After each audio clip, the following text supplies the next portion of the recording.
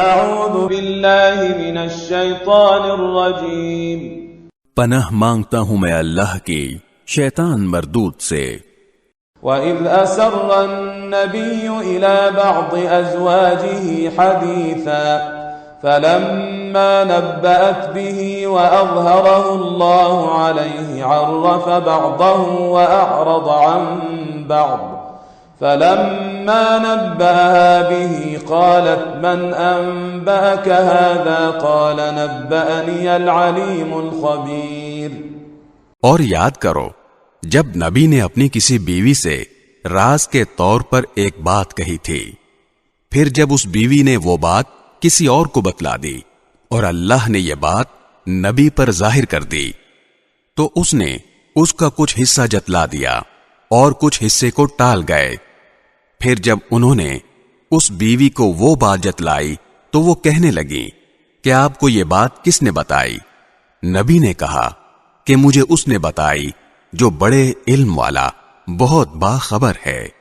ان تتوبا الى الله فقد صغت قلوبكما وان تظاهرا عليه فان الله هو مولاه وجبريل وصالح المؤمنين والملائكة بعد ذلك ظهير۔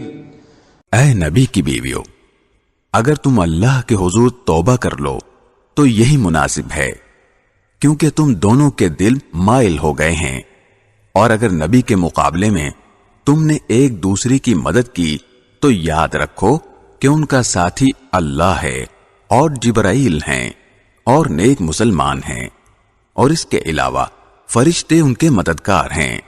عسى ربه إن طلقكن أن يبدله أزواجا خيرا منكن مسلمات مؤمنات قانتات تائبات عابدات